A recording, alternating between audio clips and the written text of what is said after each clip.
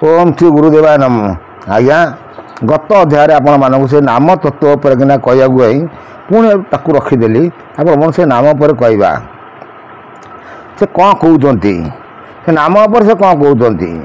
जे नामर स्वरूप देख लोचन दुआरे से नील कंदल श्रेष्ठ अटई संसारे देव रूपे सेउ नाम बेनी एक होई नानारू रूप एक होई बसिथि चितोई ध्यान करुअथि जीव जगत दाकरे अरूपा नंद रूपटी लोचन दुआरे रूप देखिन सदा करुचंती प्राणी प्रीति करुचंती नाना द्रव्य मान घेनी पूजा रूप ध्यान नित्य रूप को बसाई ब्रह्म ताकू अगोचर गोचर नुहे यही आज्ञा मूर्ति पूजा को पुणी से भगवान अर्जुन बुझाऊँ जे अर्जुन प्राणी जगत कौन कर देख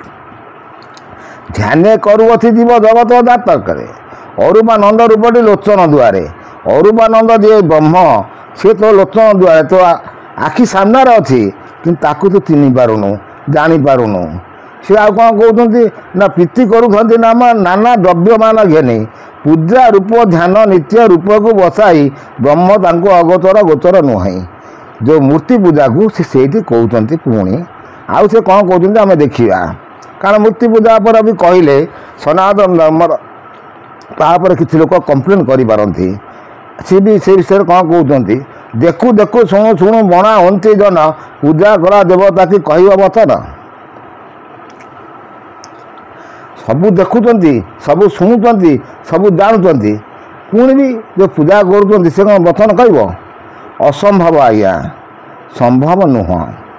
तेणु से विषय आउ से कौन कहते आम देखा भल वचन जप तप तीर्थ कर्म पूजा व्रत मिछ देवा देवी टेय ए माया मान तुच्छ ये माया जदि जो अच्छी ये सब हूँ तुच्छ आकु जदि तू काटी पारू रे पार्थ तार देखू केवल अरूपानंद सत्य मात्रा एक कर ताकू दे परते हेबू तु ही भोपार्थ ए जोग घेनी जोगिए जानती सर्वजुग तीरे परिपूर्ण से अटंती सर्वज्ञान मानक ठारू भक्त जोग श्रेष्ठ अवश्य फिटई मोह तिमिर कबाट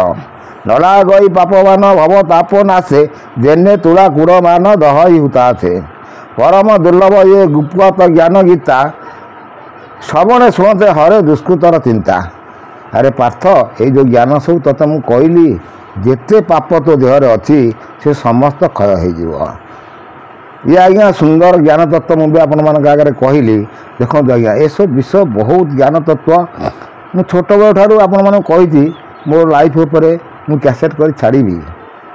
आपन जहाँ शुणे आश्चर्य भी होइजिबे एमती संसार एमती लोक भी संसार अच्छा कारण मुझे अंग लिभे आसी निजर जहाँ कर आसी जहाँ मु जीवन बीते आसी सठिक सत्य तथ्य कारण मु निज अंगर सब लिभे लिभे लिभे लिभे अभी पर्यंत भगवान का ता आशीर्वाद बल बंची